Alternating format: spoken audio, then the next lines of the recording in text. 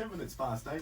That was 17 in Gilgandra today. About 1.5 at the moment. A lovely sunny day ahead. Possibly a little bit of fog around this morning. Matt Dickerson joins us. Good morning, mate. Good morning. I'm looking at the clock on the wall to see how long we've got, but the clock on the wall says 11:15, but it's almost like the second hand struggling to go uphill. If we could just get it up to the 12, we could just get it to go over and then come down here. It's been 11:15 for the last 5 days. Right, okay. I love thinking that it's almost lunchtime.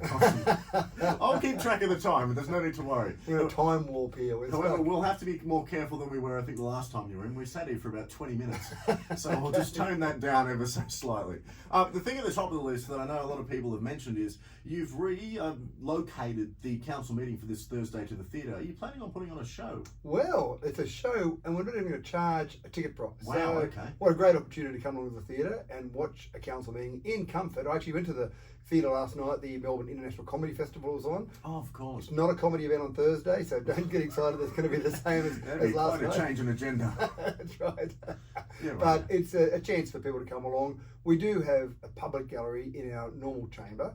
That's something that we used to see a fair few people come along in the past, but now we've got streaming, online streaming, then people tend to sit at home, comfort of their home, and watch council meetings from that perspective. But some people like to come along, and we've got a couple of big things. The budget, we're making a decision, the final decision on the $180 million budget on Thursday night. That obviously engages a lot of people. People are quite interested. A lot of money. That's right, where all that money is going to go. So that's one part of it. We've also got a decision about the Dubbo regional livestock markets. There's been a bit of discussion about that. But in general, why not come along, sit in the comfort of the theatre? We'll be sitting up on stage. Yeah, that's right, with the council meeting, and then as many people, 500 people. I don't think we'll get 500, but 500 people can come along and watch the meeting. What a fantastic event. Well, there's something with the sale guys I want to touch on just briefly, because I think this is the first time we've caught up since we spoke a fortnight ago.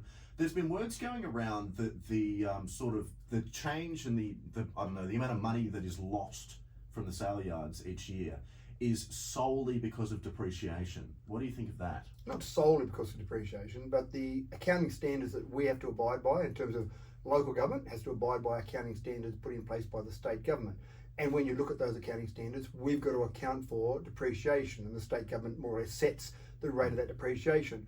But when you think about that, that makes sense, because as we replace those assets, because assets wear out, whatever it is, whatever business you've got, whether you've just got a car, whether you've got a sales counter, whatever assets you've got as part of a business, they do wear out over time, and so you should have a replacement schedule or depreciation. Now, most people consider depreciation in a business as a way to reduce the amount of tax they pay. Obviously, council doesn't have that problem with tax, but we still have to depreciate our assets so that as they become due for renewal, then we should be replacing them. And I think I've spoken about it before, I'm not sure with you, but one of the easiest examples people can think of is Dubbo Barden Park, the athletics facility built. We opened that in 2014. And one of the important parts about that is the track is an international standard athletics track. And we were told from the beginning to keep that at that international standard, you need to replace the track. I think it's approximately every 10 years, maybe exactly every 10 years, no more than every 10 years. And that's about $1 million to replace that. So we knew as part of our depreciation schedule, we need to be putting away about $100,000 a year, every year to replace that. Right. We've just replaced that. It was about 1.2 million as it turned out. Now, we actually managed to get a government grant for the majority of that, but still, to run that business properly, we needed that. So depreciation in terms of the sale yards is fair and reasonable, but also part of the accounting standards we've got to adhere to. But as we replace those assets, we don't want the ratepayers of Dubbo to be funding that, which is what's happening at the moment, because we're losing about just under $1 million a year. And again, that may not be cash flow year to year, but some of those assets to replace out there, we could often spend $6, $8, $10 million on various assets we need to replace. So we want the sale yards business to pay for that. And I'll just go one step further, sorry Keegan, I don't want to take too much time, but when you look at the accounting standards as well, the accounting standards from the state government say that any of a council's business, so when you talk about businesses owned by a council across the state, across 128 councils, they should be doing more than just covering their own costs. They should, according to the state government accounting standards, be giving a return that's equivalent of the 10-year Commonwealth bond. And at the moment, that's about 4.3%. So those sale yards, based on the asset value of about $30 million, should be returning a profit to council. In other words, contributing to the community of about 1.3. Are the sale yards themselves cash flow positive? In a year-to-year basis, if you didn't have to replace any assets, yes, you're cash flow positive. But then when it comes to replacing assets, we say, oh, we need to replace that $6 million asset. Oh, we've got $3 million sitting in the bank ready to replace it. We haven't got enough money, so you have to take money from the general revenue, which means that ratepayers are paying for those asset renewals. So it's a big business, but it should be returning $1.3 million a year profit to the community, not draining $1 million. Right, well, just before I let you go, there's this new announcement, big announcement, Squadron Energy, the collaboration between the council and Squadron Energy for this water treatment plant for their projects, and as far as I understand, it gets handed over, and it's going to be non-potable water, but it may be used to water some of the playing fields around here. There's a few people with concerns about the fact there's a couple of aquifers underneath said playing fields, and if you're putting non-potable water that'll seep down into those aquifers, which then we eventually drink from, that may become a problem. You're spot on. It would be a problem if we weren't aware of all of that. Right.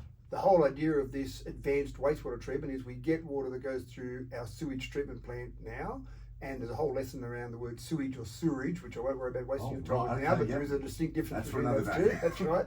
But when water comes out of our sewage treatment plant, it's not at a standard that you could drink. Obviously, it's sitting there, it's lovely, you scoop it up in a glass and you look at it and you go, looks vaguely clean, but I don't want to drink it. I won't go with vaguely. Okay, that's fair. We send that water to a farm of ours called Green Grove, and we grow crops with that farm, and that was better. We made a decision a long time ago to do that rather than put that water back in the river. If we want to use that water, for example, to go across our playing fields, or in fact, if Squadron want to use that water as part of their construction process, because they'll be using that for making concrete, but also they'll be using it for dust suppression, so they'll be spraying it in the air. You need to make sure it's at a higher standard. So the $3.6 million that Squadron are giving us is to take the water that comes out of our wastewater treatment, our sewage treatment plant, which is at A standard, and treat it to a high enough standard that it could actually be used for drinking water, could actually be put back into our water treatment plant. Now, we're not doing that, but it has to be at that standard, because if we then put it over our aquifers, put it on our playing field instead of aquifers, it has to be at that standard. The department, the state government department responsible, will be looking at that closely and actually looking at our design process before we even start the construction of that, to make sure that what's going to come out is going to be at that standard. It could be put back into our water treatment plant. So you could almost drink the poo, but that's not our plan. Our plan is to actually use it for putting over our playing fields, and then basically where we do use potable water in those areas, then we can take that potable water and use it for potable water, so we're saving our potable water, and that'll produce about 700 megalitres a year. So huge bonus for Dubbo, for the residents of Dubbo, as a part of being part of the renewable energy zone. Brilliant. Well, thank you, Mr. Mayor. We'll speak again in a fortnight. Thank you, Tom. We do no time for that interview according to the clock. Fantastic. It's 11:15.